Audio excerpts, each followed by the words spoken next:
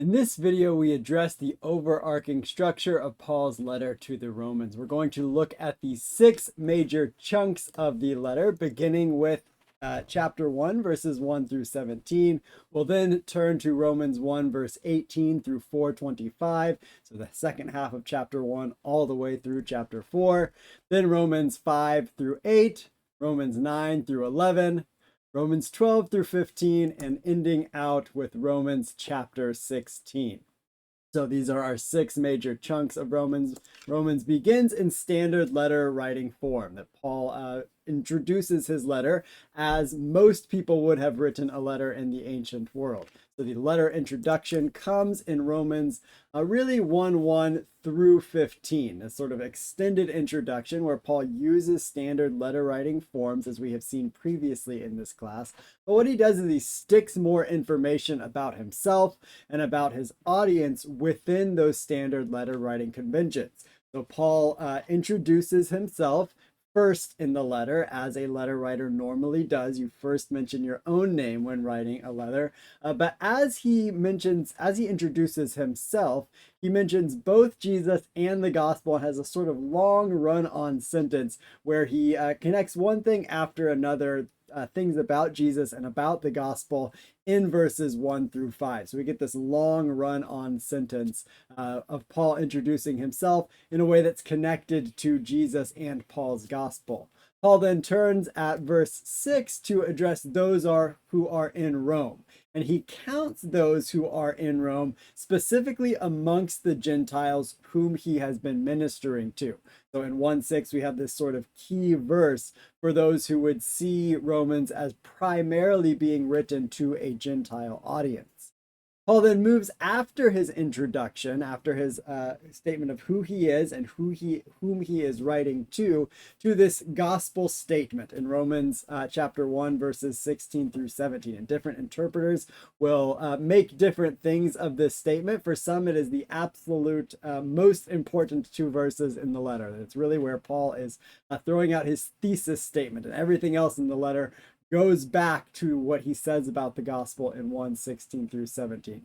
For others, it's not as that central. It's not a thesis statement. It's more just connected to the way that Paul has been introducing himself and his audience in the previous verses. Whatever the case may be, Romans 1:16 through 17 is sort of set apart from what comes directly before it, though it still is connected back to it. It has a sort of a line back to what happened previously. How strong that line is varies between interpreters. For some, Paul makes a major shift in 1:16 through 17, and while there's a connection back, Paul is really doing something new at 1:16 through 17, and the rest of the letter is going to explain the gospel that Paul talks about in 1:16 through 17. Immediately following this gospel statement, Paul jumps into, for verses 18 through 32 of chapter 1, what is often called a decline of civilization's narrative, where Paul says sort of all of the bad things about humanity and about specific members of humanity, those who sort of deny the one Jewish God.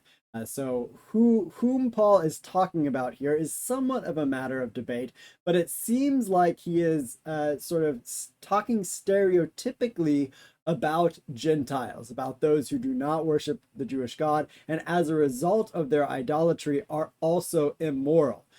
As Paul goes through these verses, he really starts to lay his rhetoric on thick, beginning in verse 28 or so. So if you have a Bible here, if you're sort of following along with the structure, Paul says at verse 28, reading from the NRSV here, "And since they did not see fit to acknowledge God, God gave them up to a debased mind and to things that should not be done." And then this is where it really starts to get laid on thick. "They were filled with every kind of wickedness, evil, covetousness, malice, full of envy, murder, strife, deceit, craftiness. They are gossips, slanderers, God-haters, insolent, haughty, boastful, inventors of evil, rebellious toward parents, foolish, faithless, heartless, ruthless. They know God's decree that those who practice such things deserve to die. Yet they not only do them, but they even applaud those who practice them. And then Paul is immediately going to turn after that to address someone else. So as he's laying this rhetoric on thick, you can imagine persons in the audience being like, yes, those who are immoral, those who are idolaters, this is all terrible, awful characteristics of them, of those kinds of people. And then Paul turns in 2:1. He has sort of sprung a trap here, and where he's going to turn and address some kind of individual, beginning in Romans chapter 2, verse 1. He says, therefore you, and this is a you singular here, you have no excuse, whoever you are, when you judge others. So the one who is thinking, yes, all these things that Paul is saying are terrible about these people, they are judging by the act of doing that. And then Paul turns to them and says, hey, by judging, by thinking the way that you are thinking, you're actually a part of that group. And so then throughout 2:1 through 3:31, Paul is going to be addressing this interlocutor, this sort of imaginary dialogue partner. And who the identity of this imaginary dialogue partner is once again debated. It may be a Jew, it may be a Gentile who calls themselves a Jew, that is a Gentile who has undergone or promotes that other Gentiles undergo circumcision in order to worship the Jewish God, sort of indirect contradiction to Paul's gospel.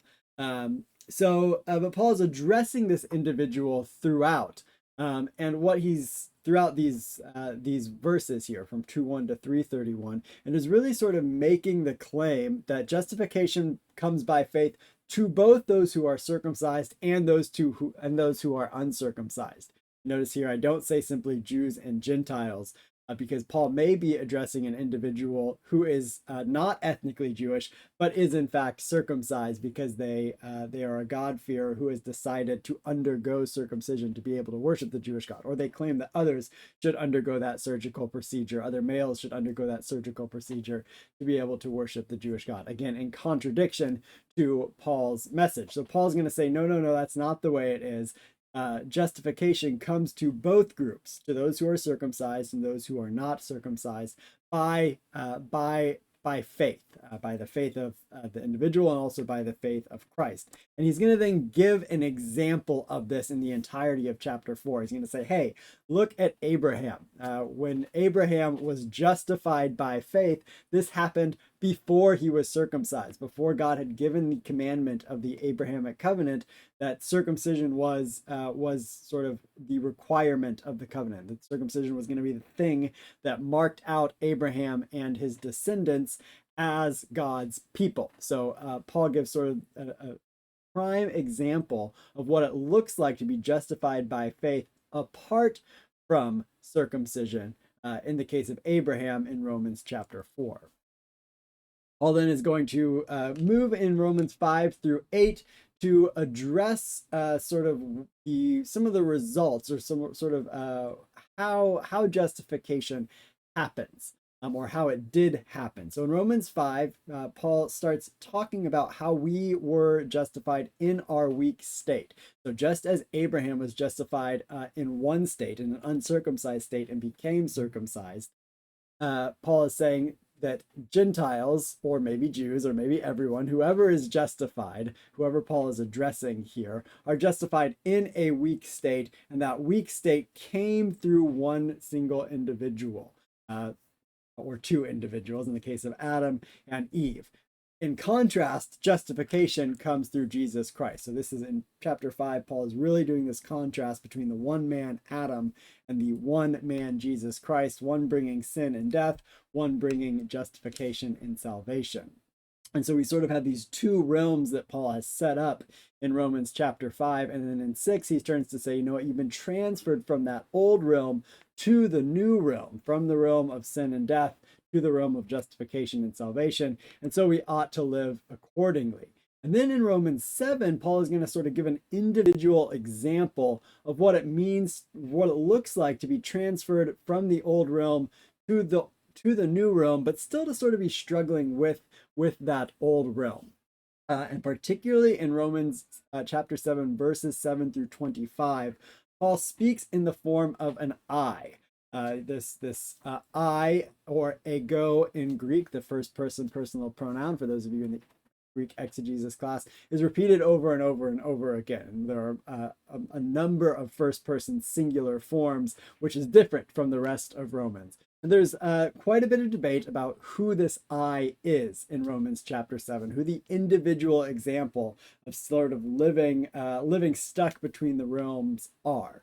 So in this chapter, or in these verses, Paul is saying, hey, I know I'm sort of in this old realm, but I feel the power of the old realm. I feel the power of the law still over me.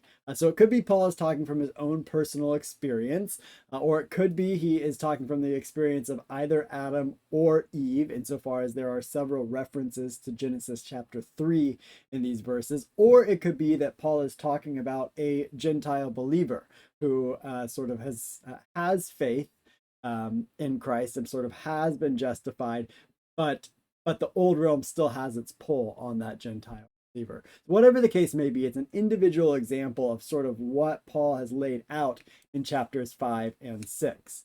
And then in Romans 8, Paul sort of returns to the rhetoric of Romans chapter 6 and says, you know what, even though you experience these things, you have been transferred to the new realm, sort of a reaffirmation of what he said in chapter 6. So go ahead and live accordingly. In Romans chapter 8 sort of gets a little bit more play. That is to say, it's sort of more well known because it's a little bit more rhetorically elegant than Romans chapter 6 is. But if you compare those two chapters, you're going to see a lot of similarities in what Paul is saying between the two. And then Paul sort of takes a hard left turn in Romans chapter 9. There's a radical shift in Romans chapter 9 and continuing through Romans chapter 11, so much so that many interpreters wonder if this was sort of a standalone thing that Paul had written or preached at some time, because there is sort of a disjunction between what comes in Romans chapter 8 and then what Paul turns to in Romans chapter 9. What Paul turns to in Romans chapter 9 is the question of Israel. Given all this stuff about salvation by faith through Jesus, through belief in Jesus or through Jesus's faith for Gentiles, what are we to make of Israel? What does Paul himself make of Israel? And so the issue here for Paul is the fact that Jews have not joined Paul as heralds of Jesus. They have not been announcing that, hey, there's a new way of salvation for Gentiles and maybe also for Jews, depending on sort of what perspective on Paul one takes. The Jews have not joined in Paul's message. That they haven't seen the same significance of Jesus's life, ministry, death, and resurrection as Paul has. And that's really what sort of Paul lays out in Romans 9 through 10, that he really wishes that other Jews would sort of get on board with Paul's gospel, with the importance or the effects of Jesus's life, ministry, death, and particularly resurrection. But then Paul is going to close out these chapters by reiterating that God has not, in fact, rejected Israel, that all Israel will be saved. And he gives in chapter 11 this example of an olive tree, probably writing primarily to Gentiles. Paul is saying, hey, y'all Gentiles, you are sort of these wild branches that have been lucky enough to sort of to be part of this very old tree. And the old tree has stood for a long time. The old tree is not going anywhere, but you get to be a part of it now.